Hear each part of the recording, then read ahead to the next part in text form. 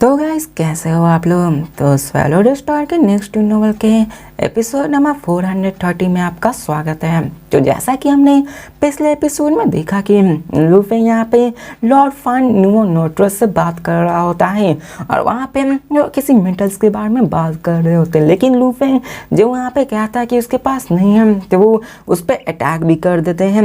यहाँ पे लूफी के पास इंफॉर्मेशन पहले से ही थी Lord of fan new fortress के बारे में, जिसके पास इनक्रेडिबल पावर थी। उसकी टोटल में 3 बॉडीज थी, उसकी दोनों बॉडीज भी बहुत ज़्यादा पावरफुल थे। जो सबसे ज़्यादा स्ट्रॉन्गेस्ट थी वो ब्लोसमिंग स्नो वाइन होती है।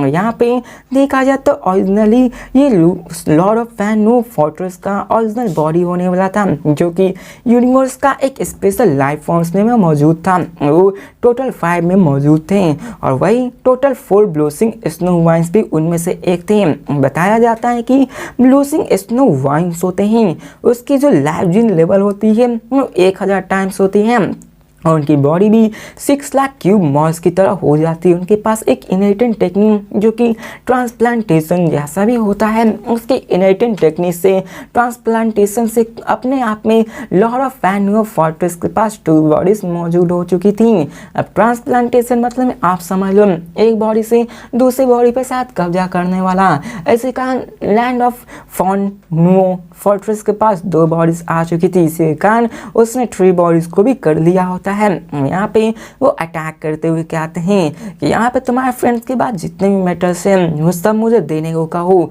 वो मुझे मेटल दो वरना मैं तुम्हें मार दूंगा। यहाँ तक कि गोल्डन बीस्ट भी तुमको प्रोटेक्ट नहीं कर पाएगा। अब लूफी वहाँ खड़ा होता है, स्माइल करता है और कहता है गोल्डन ऑन बीस्ट ऐसा लगता है कि तुम बहुत ज़्यादा इन्फॉर्म है। यहाँ पे दिखाया जाता है कि वो उस पर अटैक कर देता है। अब यहाँ पे लूफी वहाँ मुड़ता है और गोल्डन ऑन बीस्ट पीछे से आ जाता है। अब यहाँ पे वॉइस कहता है गोल्डन ऑन बीस्ट चलो मुझे अपने सारे मेटल्स दे दो वरना मैं तुम्हें यहाँ पे मैं इस ह्यूमन को मार दूंगा। चलो जवाब दो मुझे मेटल्स दोगे या फिर नहीं। अब यहाँ पे लॉर्ड ऑफ फैन फोर्ट्रेस यहाँ पे गोल्डन ऑन बीस्ट को धमका रहा था कि मुझे मेटल दे दो वरना मैं लूफी को मार दूंगा। अब गोल्डन ऑन बीस्ट सर उठाकर कहता है क्या तुम मुझे धमकाने की कोशिश कर रहे हो? इस सब के बारे में सोचना भी अलग। लूफी भी हंसने लगता है और वहाँ पे हमें दिखाया जाता है फोर्ट लॉर्ड ऑफ फैंग न्यूमोनोट्रस वो बहुत ज़्यादा गुस्सा हो जाता है। वो कहता है कि फिर मरो। अब उसे लगता है कि गोल्डन हॉर्न बीस्ट इसको रिफ्यूज़ नहीं करेगा क्योंकि वो लूफी को नहीं बचा पाएगा, इसी कारण वो कॉन्फिडेंट था। लेकिन जब उसने इस बात को सुना हो तो बहुत ही गुस्सा हो जाता है, वो उस पर अटैक कर देता है। इसे देखकर गोल्डन हॉर्न बीस्ट कहता है कि तुम यहाँ वो हो जो मरने वाला है। दिखाया जाता है कि इनलेस गोल्डन वेव फ्लड होने लगता है, चारों तरफ से पेनिट्रेटिंग और परमिएटिंग और निकलने लगती है। उसकी वेव बहुत ज़्यादा पावर होती है और तभी दिखाया जाता है कि वहाँ पे लूफी ने अपने उसी डोमेन को यूज़ कर दिया होता है जो कि 90 मिलियन मास का होता है। ब्लोसम स्नो वाइन की बॉडी उसको रेसिस्ट कर पा रही होती है। गोल्डन हॉर्न बीस्ट अपनी डोमेन को और भी बड़ा कर देता है और यहाँ पे लूफी ने अपने गोल्डन हॉर्न बीस्ट को टॉप टाच से true treasure of beast God armour को भी पहनाया हुआ था, जिसमें उसने कई सारे वेपन्स को भी फैलाया हुआ था। दिखाया जाता है कि वो सभी बड़े हो जाते हैं और यहाँ पे लॉर्ड ऑफ फैन न्यूमोनोट्रस कहता है कि वो तो अर्थलिंग लूफी को ऐसे ही नेग्लेक्ट कर रहा है, ऐसा लगता है कि वो मुझसे 1 to 1 फाइट करने वाला है। लूफी भी कहता है कि चलो देखते हैं तुम कैसे होने वाले हो। लूफी अपने 4 विंग्स को निकालता है। जैसा कि लूफी ने ऑलरेडी एक अल्टीमेट टेक्निक जो कि यूनिवर्स ओवरलॉर्ड के नाम से बना लिया था, जिसका नाम हेज होता है, उसको बनाकर उसी से अटैक कर देता है। 4 ग्लोइंग गोल्डन आर्क्स उस पर अटैक कर रहे होते हैं और उसकी पावर भी बहुत ज़्यादा होती है।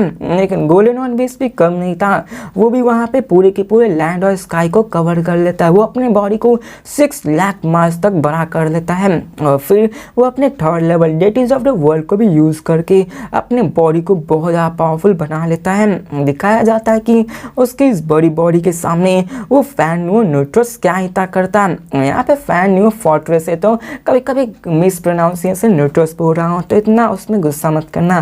फैन न्यू फोर्ट्रेस है। तो यहाँ पे हमें दिखाया जाता है जिससे कहता है कि तुम ऑलरेडी इतने ज़्यादा पावरफुल हो, क्या तुम यूनिवर्स नाइट बन चुके हो। अब Lord of fan new fortress यहाँ पे खड़ा हो रहा था। लू फेंग और गोल्डन हॉर्न भी उस पर अटैक करने लगते हैं। लू फेंग कहता है जिन्हें जो सोचना है वो सोचते हो। तो Lord of fan new fortress कहता है कि चलो मुझे मेटल दे दो, मैं तुम्हें छोड़ दूंगा।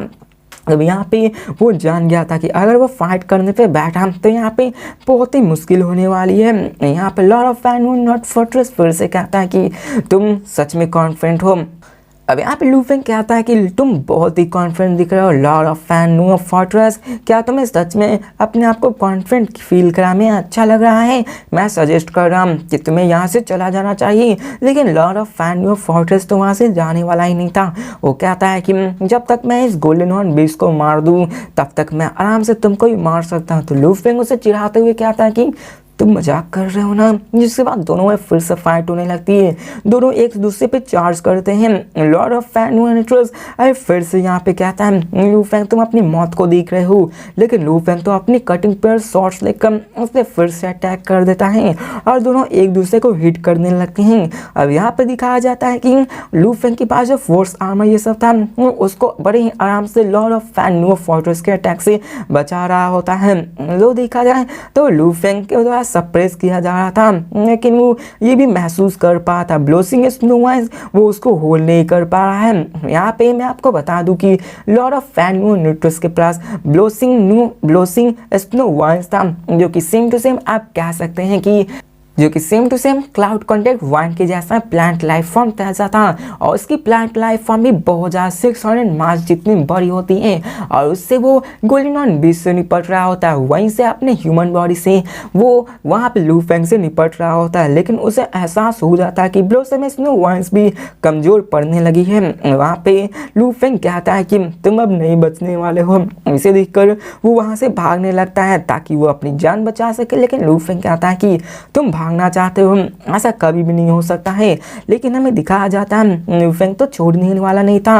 वो वहाँ पे अपने विंग्स को यूज़ करता है, वहाँ के पूरे स्पेस और टाइम को ही कंप्लीटली डिसऑर्डर कर देता है। जिसको देखकर Lord of fan new fortress पूरी तरह से हैरान हो जाता है और उसे विश्वास नहीं होता कि आखिर ऐसा कैसे हो सकता है। वो वहाँ से भागने लगता है लेकिन लू फेंग उसको इतनी आसानी से छोड़ने वाला कहाँ था। वो उस पर अटैक कर देता है और उसकी जो विट अटैक होती है वो बहुत ज़्यादा पावरफुल होती है जो कि लॉर्ड ऑफ फैन न्यू न्यूट्रस पे जाकर लगती है। जिसे देखकर वो हैरान हो जाता है और क्या था नामुमकिन, आखिर क्या लू फेंग इतना ज़्यादा पावरफुल कैसा हो सकता है। इसकी ब्लेड टेक्निक आखिर ये कैसे हो सकता है जो ये ब्लेड टेक्निक यूज़ कर रहा है। ये तो गोल्डन हॉर्न बीस्ट के जैसा ही लग रहा है, आखिर ये कैसे हो सकता है। वो सोचने लगता है कि क्या इस लू फेंग की सोल गोल्डन हॉर्न बीस्ट में ट्रांसफर हो चुकी है। लू फेंग ने जिस अटैक को यूज़ किया था, गोल्डन हॉर्न बीस्ट ने जिस अटैक को यूज किया था, वो दोनों सेम टू सेम ही थे। जिसके कारण उसको लगता है कि ये पियरलेस ह्यूमन जीनियस ने अपने सोल को ट्रेड कर लिया है गोल्डन हॉर्न बीस्ट से और उसे विश्वास नहीं होता। इसी कारण उसे लगता है कि लू फेंग इतने पावरफुल टेक्निक को विल्ड कर पा रहा है, उसे यूज कर पा रहा है। ऑफ कोर्स यहाँ पे लू फैन न्यूट्रस ने फोर्ट्रेस ने इसको रियलाइज कर लिया था कि लू फेंग के पास एक्स्ट्राऑर्डिनरी पोटेंशियल है। लेकिन यहाँ पे अपने बॉडी को किसी और को देना तो सच में इनक्रेडिबल है। Lord of fan new fortress भागने की कोशिश कर रहा था लेकिन लू फेंग अपनी साउथ विंग से पूरी तरह से एक्सेलरेट करता है और कहता है तुम भाग नहीं सकते। और लू फेंग वहाँ पे अटैक करता है और फिर लू फेंग का विंग्स भी बड़ा हो जाता है। लू फेंग का विंग्स 60 माइल इतना बड़ा हो जाता है और उस पर अटैक करने लगता है। उसकी जो नाइफ जैसे अटैक कर रहा होता है उसे बहुत ज़्यादा डैमेज पहुंचा रही होती है, जैसे कि वो चिल्लाने लगता है। अब उसके जितने भी वाइंस थे वो सारे अपने फोर्ट्रेस के अंदर आ जाते हैं क्योंकि वो लू फेंग की इस अटैक को नहीं सह पा रहे होते हैं। लू फेंग तो उसे छोड़ने वाला नहीं था, उस पर अटैक पे अटैक किए जा रहा होता है। गोल्डन हॉर्न बीस्ट भी कहाँ पीछे था, वो भी बीम ऑफ लाइट बन के उसकी तरफ आता है और यहाँ पे वो पूरी तरह से हैरान हो जाता है और वो मूव तक नहीं कर पा रहा होता है लू फेंग। अब यहाँ पे दिखाया जाता है कि लू फेंग जानता था कि वो उसको मार तो नहीं सकता है लेकिन उसको सप्रेस कर दिया होता है। वो उसको इतना मारता है कि उसको अपने वहाँ से भागने पे मजबूर हो जाता है। देखा जाए तो उसके पास एक ट्रेजर्स भी होता है जो कि बहुत ज़्यादा पावरफुल होता है।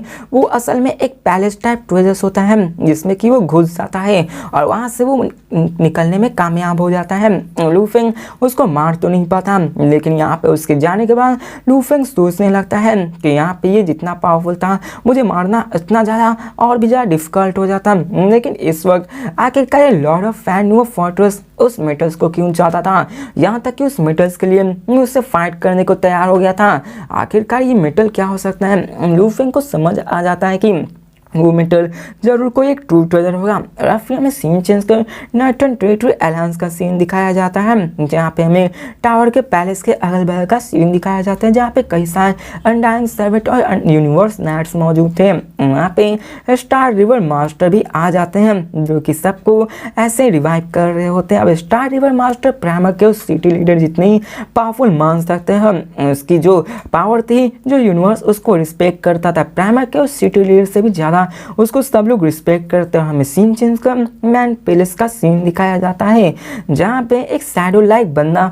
वहाँ पे अपने ट्रोन पे अपीयर होता है। वो वहाँ पे आता है, बैठता है। इसके बाद स्पेस और टाइम वहाँ पर रिवर्स होता है, और वहाँ पे देखते हैं कि वहाँ पर स्टार रिवर मास्टर आ जाता है और सुप्रीम रिवर मास्टर भी वहाँ पे आ गया होता है। सडनली वहाँ पे 2 यूनिवर्स नाइट्स आते हैं और वहाँ का टाइम भी फ्रोज हो जाता है, टाइम रिवर्स होता है और वो पीछे आ जाता है। दिखाया जाता है कि जितने भी यूनिवर्स नाइट बने हुए थे वो उन सबको रिवाइव कर रहे होते हैं, और टोटल में 39 यूनिवर्स नाइट्स होते हैं, जिसको कि वो बंदा स्टार रिवर मास्टर होता है। वो रिवर्स टाइम करके सबको यहाँ पे जिंदा कर देता है। अब यहाँ पर तभी वो जितने भी बंदे होते हैं 22 आउट ऑफ 23 वो कहते हैं कि यहाँ पे हम लोग लू फेंग की मदद से ही मरे हैं। उसके पास एक हेल्पर था।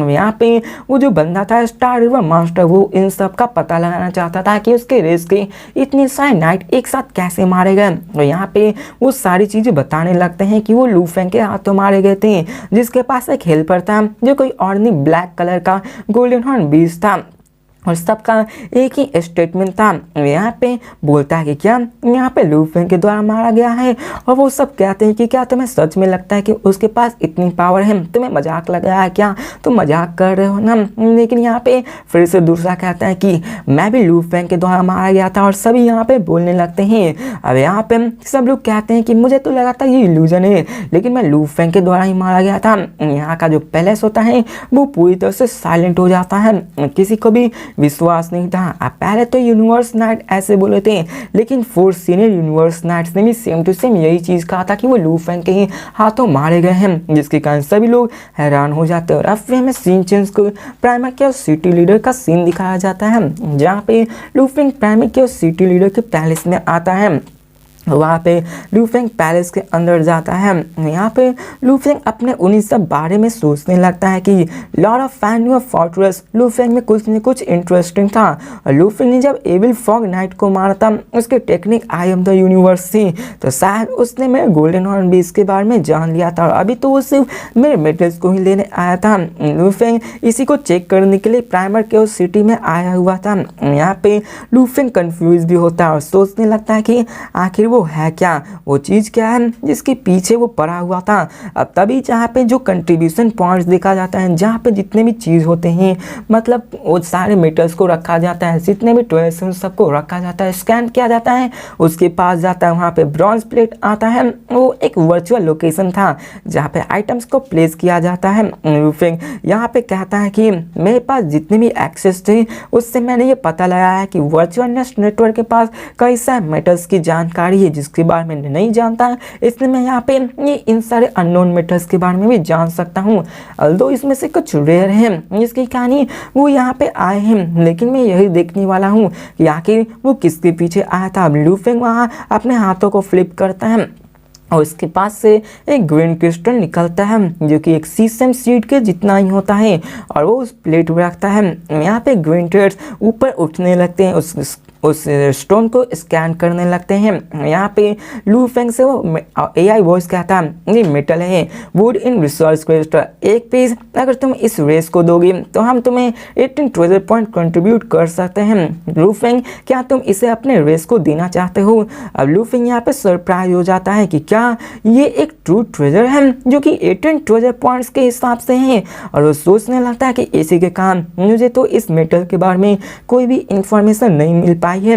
उसने कभी भी ये नहीं सोचा था कि एक सीड, एक बीज के बराबर जो स्टोन है वो 18 ट्रेजर पॉइंट जितना है। ऐसा लगता है कि उसने किसी ओवरलॉर्ड या फिर नाइट को मारा था, उसी से ये मिला होगा, ये उतना नहीं है। और लू फेंग सोचने लगता है कि 18 ट्रेजर पॉइंट्स ये इतना ज़्यादा वर्थ इट नहीं लगता है कि लॉर्ड ऑफ फाइन फोर्ट्रेस उससे फाइट करें। लू फेंग यहाँ पे अपने दूसरे क्रिस्टल स्टोन को रखता है जो कि एक सीड के बराबर था और उसको ऊपर रख देता है। वो 360 फैसेट के जैसा था। अब लू फेंग उसको रखता है। लू फेंग भी उसको आइडेंटिटी नहीं कर पाता। दिखाया जाता है कि उसको भी स्कैन करने लगता है, काउंटलेस ग्रीन ट्रेजर्स उसको स्कैन करने लगता है। लेकिन दिखाया जाता है कि जितने भी अभी तक लू फेंग ने ट्रेजर्स को रखे होते हैं उसको बड़ी ही जल्दी स्कैन करके बता दिया जाता है। लेकिन इस बार लू फेंग ने जिस स्टोन को रखा होता है उसमें समय लग रहा होता है और इसके बारे में लू फेंग भी कंफ्यूज होता है। लेकिन थोड़ी देर बाद ही वहाँ पे आवाज़ गूंज उठती है जो उसे कहता है कि ये डिसएम्बिगुएशन मिरर स्टोन है, एक आइटम जो कि डिसएम्बिगुएशन टेम्पल से यहाँ बिलोंग करती हैं। अगर यहाँ पे तुम इसको कंट्रीब्यूट करते हो तो किसी को भी 22 ट्रेजर पॉइंट्स मिल सकते हैं। लू फेंग, क्या तुम यहाँ पे इसको कंट्रीब्यूट करने के लिए तैयार हो? अब 22 ट्रेजर पॉइंट्स की बात हो रही है, ना कि 20 ट्रेजर पॉइंट्स की। और यहाँ पे लू फेंग पूरी तरह से हैरान हो गया था कि क्या 22 ट्रेजर पॉइंट्स की। अब लू फेंग ने 9 टाइगर रिवर को खरीदा था, 6 या 5 के कुछ हिसाब से खरीदा था। लेकिन ये 9 टाइगर रिवर से भी 4 गुना ज़्यादा एक्सपेंसिव है जो कि 22 ट्रेजर पॉइंट्स है। लू फेंग उस डिसएम्बिगुएशन मिरर स्टोन की तरफ देखकर हैरान हो जाता और कहता है कि इसी कारण तो लॉर्ड ऑफ फाइन फोर्ट्रेस उससे लड़ने को तैयार हो गए थे। वो यहाँ पे मेटल के कारण ही फाइट कर रहे थे और सोचने लगता है कि वो मेरा एडवांटेज लेना चाहता था। मुझे नहीं पता था कि ये कुछ ऐसा भी स्टोन होगा और यहाँ पे मैं चालाकी नहीं बरतता तो यहाँ पे हो सकता था कि वो मुझसे ये स्टोन बड़ी आसानी से ले लेता। लू फेंग इन सब के बारे में सोचने लगता है। अब लू फेंग भी थोड़ा सा एड्रेनलिन फील करता है। ये पहला मर्तबा था कि ओरिजिनल स्टार में 20,000 सालों में ऐसा कुछ हाथ लगा हो। बताया जाता है कि असल में ये डिसएम्बिगुएशन टेम्पल एक बहुत ही पावरफुल जगह है जो कि यहाँ जो ओरिजिनल स्टार्स में बहुत ही कम अपीयर होते हैं। अब देखा जाए तो लू फेंग ने 600 साल तक यहाँ पे स्टार्स में अपीयर हुए थे और ऑल ऑफ सडन में यहाँ पे कई सारे वॉरियर्स लॉ और ओरिजिन अपीयर होने लगे थे जो कि एलिमेंट्स थे gold, would, water, fire, earth, wind, thunder and lightning, time, space and light. ये सारी कंबाइंड पावर उस जगह पे अपीयर होने लगे थे। इन सब को प्रोसेस होने में 100 साल लगे थे और वहाँ पे एक पॉइंट पे एक टेम्पल था जिसे कि कई सारे यूनिवर्स मास्टर ने सराउंड करके घेरा हुआ था। वो वेंचर करने लगे थे। बताया जाता है कि 100 साल बाद ये डिसएम्बिगुएशन टेम्पल फुली इमर्ज हुआ था जिसमें से एक ब्लैक स्टोन टैबलेट आया था। उसी टैबलेट में से कई सारे स्टोन्स बाहर निकले थे जिसमें कि टोटल 36 डिसएम्बिगुएशन मिरर स्टोन्स थे जो कि एक ऑर्डिनरी स्टोन के जैसा देखा जा सकता है। लेकिन जैसे ही वो टेम्पल खुला उसमें से 36 स्टोन चारों तरफ फैल गए थे। वही स्टोन्स अभी लू फेंग के हाथ में आया हुआ था। और अगर किसी भी बंदे के पास ये डिसएम्बिगुएशन स्टोन आ जाता है तो इससे कि वो उस टेम्पल में जा सकता है। ये उसके लिए बहुत ही एक यूनिक माना जाता है जिसमें कि वो ट्रेजर्स को पा सकते हैं। ये स्टोन्स बहुत ज़्यादा सीनियर टू ट्रेजर्स से भी ज़्यादा पावरफुल होते हैं और लू फेंग ऐसे इन सब को मार के डिसएम्बिगुएशन मिरर स्टोन को ले पाया। लेकिन इसी कारण तो लू फेंग इसको आइडेंटिटी नहीं कर पाया। लू फेंग कहता है कि यहाँ पे कई सारे वॉरियर्स लॉ और ओरिजिन इस यूनिवर्स में आते हैं। डिसएम्बिगुएशन टेम्पल इसका ग्रेटेस्ट ट्रेजर होता है ओरिजिनल स्टार के टाइम में और इसमें से आपको बहुत ही पावरफुल ट्रेजर्स मिल सकते हैं। ओरिजिनल स्टार्स में देखा जाए तो लिमिटलेस पीरियड के लिए होता है और ये एक बार ही ओपन होता है और जैसे ही ये ओपन होता है 1000 इराज के लिए ओपन रहता है और इस पीरियड में 1000 इराज होता है जिसमें कि top tier, domain type, true treasure, top tier, soul type, top type, flying type, ऐसे पाइनेकल वेपन सारे मिलते हैं। इसको लिए तो सब लोग लड़ने को तैयार हो जाते हैं। लेकिन इन्हीं बीच में से ये टेम्पल इमर्ज होता है लूफिंग का जो फोर्स आर्मर था वो इतना ही ज़्यादा पावरफुल होता है। वैसे ही कई सारी चीज़ें होने लगती हैं जो कि वो सब थोड़ा सा लिटिल बोरिंग टाइप है, जो कि ऐसे ही होती है। तो मेन पॉइंट पे आता हूँ। लूफिंग इन्हीं सब के बारे में सोचने लगता है और टेम्पल ये समझ लो कि वो एक खजाने का समूह है जहाँ पे आपको सुप्रीम टाइप ट्वेल्स भी मिल सकते हैं, लेकिन वहाँ पे सुप्रीम मास्टर्स भी मौजूद होते हैं जो कि वहाँ से टेम्पल में एंट्री करता है। लूफिंग वहाँ पे जाएगा अभी इस लेवल में तो आराम से मार दिया जाएगा। यहाँ पे लूफिंग को एक स्टोन्स का मिल चुका था और टोटल 36 है, मतलब सिर्फ 36 बंदे ही उसके अंदर जा सकते हैं। लूफिंग सारी चीज़ों को जान चुका था कि आखिरकार लॉर्ड ऑफ फैनुआ फोर्ट्रेस आखिर इतना क्यों कर रहा था, क्योंकि टियांग यान नाइट के पहले से ही उसके पास डिसएम्बिगुएशन मिरर स्टोन मौजूद था। यहाँ पे वो जानते थे कि लूफिंग उसको मारने के बाद वो स्टोन अपने पास ही रखेगा और अगर ये न्यूज़ चाहता फैल गया तो लूफिंग को सब लोग मारने पर तैयार हो जाएंगे। इसलिए उन्होंने इस न्यूज़ को सीक्रेट रखा हुआ था और वो मुझसे ही बातें करने आए थे ताकि वो इस स्टोन्स को ले सके। अब यहाँ पे लूफिंग सोचने लगता और कहता है कि डिसएम्बिगुएशन मेरे स्टोन्स के रहते हुए मैं भी डिसएम्बिगुएशन टेम्पल में जाने के लिए क्वालिफाई हूँ। ऐसा अपॉर्चुनिटी बहुत कम मिलता है। 1000 ईयर्स में मैं आराम से यूनिवर्स ओवरलॉर्ड बन सकता हूँ। अगर मैं यूनिवर्स ओवरलॉर्ड बन गया तो मेरी गॉली बॉडी और भी ज़्यादा पावरफुल हो जाएगी, मेरे पास और भी अच्छे रिसोर्सेज हो सकते हैं। यहाँ पे कहने का मतलब ये है कि लूफिंग अगर उस टेम्पल में एंट्री करता तो वहाँ पे जो लॉ कॉम्प्रिहेंशन होगी उसकी मदद से लूफिंग 1000 सालों में यूनिवर्स ओवरलॉर्ड की पावर को अचीव कर सकता है और ये लूफिंग के लिए बहुत ही अच्छा है। और देखा हम तो स्मॉल मेटल पीसिंग 31 ट्रेजर पॉइंट्स का है। लूफिंग इससे ज़्यादा नहीं सोचता और फिर वो अपने ओरिजिनल यूनिवर्स में रिटर्न करता और फिर में सीन चेंज कर थर्ड रिंग अलायंस का सीन दिखाया जाता है जहाँ पे एक majority of life planet universe में मौजूद होता है। यहाँ पे टावरिंग स्काई स्क्रैपर सारी चीज़ होते हैं और हमें दिखाया जाता है फैंग लुओ नो फोर्ट्रेस को, जो कहता है लूफिंग गोल्डन हॉर्न बीस्ट ये डिसएम्बिगुएशन मिरर स्टोन जरूर उसके पोजीशन में आ चुका होगा, ये मेरा मिशन फेल हो चुका होगा और ज़रूर ह्यूमन रेस को भी इसके बारे में पता चल जाएगा। और यहाँ पे वो इन सब के बारे में सोचने लगता है कि उसका मिशन फेल हो गया, नहीं तो वो भी उस जगह पे जा सकता था। डिसएम्बिगुएशन स्टोन कितना कीमती है ये आप लोग आने वाले कुछ एपिसोड्स में जान जाओगे कि यहाँ तक यूनिवर्स सुप्रीम मास्टर भी इसके पीछे पड़ जाते हैं। लूफिंग को एक चांस मिलता है अपने अर्थ को वापस लेने के लिए और प्राइमर के सिटी लीडर भी लूफिंग से वो स्टोन मांगते हैं क्योंकि ये उनके रेस के लिए इतना ज़्यादा इम्पोर्टेंट था कि कोई भी नहीं बता सकता।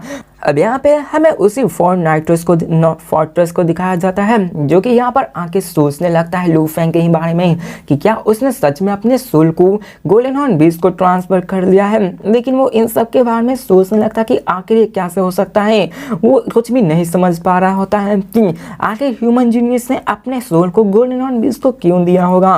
और वो इन सब के बारे में हर एक पॉसिबिलिटी को सोचने लगता है जिसे मैं एक्सप्लेन नहीं करूँगा क्योंकि आपको सब चीज़ पहले से ही पता है। वो बस सोच रहा होता है कि क्या लूफिंग ने सेक्टर लॉर्ड में अपने सोल को ट्रांसफर किया था या फिर नहीं, या फिर अनडाइन बीइंग बनने के बाद गोल्डन हॉर्न बीस्ट ने उसके सोल को पोजेस कर लिया था। बस यही सब वो सबके मन में कंफ्यूजन था, लेकिन वो अंत तक ये नहीं समझ पा रहा था कि आखिर क्यों। अब फिर हमें सीन चेंज कर लॉर्ड ऑफ फैनुआ न्यूट्रस को फोर्ट्रेस को दिखाया जाता है जो कि एक ऑर्डिनरी प्लैनेट पे रह रहा होता है। उसी वक्त वहाँ पे एंडलेस केओटिक एयर फ्लो फैलने लगता है और वहाँ पे थंडर आयरन प्राइमर के सिटी भी वहाँ पे आ जाते हैं। सडनली दिखाया जाता है कि जब वो सामने देखता है तो वहाँ पे इंफॉर्मेशन आ जाता है और फिर हमें सीन चेंज कर एक दूसरे पैलेस का सीन दिखाया जाता है जहाँ पे प्राइमर केओस सिटी होते हैं और सडनली वहाँ पे एक बंदा आ जाता है। प्राइमर केओस सिटी अपने स्क्रीन पे देखते हैं जहाँ पे वर्चुअल यूनिवर्स से एक इंफॉर्मेशन आई हुई होती है। तभी जब वो स्क्रीन पर देखते हैं वो पूरी तरह से हैरान हो जाते हैं कि क्या लूफिंग को डिसएम्बिगुएशन मिरर स्टोन आ चुका है। यहाँ पे ह्यूज एक्स के क्रिएटर ने ही प्राइमर केओस सिटी लीडर को दिया होता है मैसेज। अब प्राइमर केओस सिटी भी रिप्लाई करते हैं और कहते हैं कि ठीक है। अब यहाँ पे सब लोग मीटिंग बैठाने वाले थे, वहाँ पे एक बूम का आवाज आता है और कहता है केओस क्या तुमने ये सच में फाइंड कर लिया कि लूफिंग के पास डिसएम्बिगुएशन मिरर स्टोन है। हमारे पास जितने भी यूनिवर्स मास्टर ये सब जानते हैं, इसलिए हम लोग मीटिंग करने का डिसाइड करें, क्या तुम एग्री हो। तो प्राइमर केओस सिटी भी मान जाते हैं। यहाँ पे मैंने पहले ही आपको बताया कि डिसएम्बिगुएशन टेम्पल बहुत ज़्यादा जरूरी होने होने वाला है ह्यूमैनिटी रेस के लिए। और यहाँ पे ह्यूमन एक्स क्रिएटर की भी एक मीटिंग करे लू फेंग के लिए। यहाँ पे जितने भी बंदे होते हैं यूनिवर्स मास्टर, जैसे कि ह्यूज एक्स क्रिएटर, प्राइमा के Sicilian void, gold master, spread mountain master, Longyan master, ये सभी इक्वल्स थे और सभी लू फेंग की डिसएम्बिगुएशन मिरर स्टोन के बारे में बात कर रहे होते हैं। जैसे कि वर्चुअल यूनिवर्स ने उसको स्कैन किया होता है, तो इन सब की खबर उन सब के पास भी आ जाती है कि लू फेंग के पास डिसएम्बिगुएशन स्टोन मिल चुका है। इसी कारण से यूनिवर्स मास्टर को इसके बारे में पता चल चुका था और अब मीटिंग बैठाने वाली थी। तो गाइस इसी के साथ ये वीडियो भी खत्म होती है। मिलते हैं नेक्स्ट वीडियो में और देखते हैं कि आखिरकार वो लू फेंग से कैसे डिसएम्बिगुएशन स्टोन को लेने वाले हैं और क्या लू फेंग उसको देगा, क्योंकि अगर लू फेंग उसको रखता है तो 1000 साल में वो आराम से यूनिवर्स ओवरलॉर्ड बन पाएगा। तो मिलते हैं नेक्स्ट वीडियो में, तब तक के लिए बाय।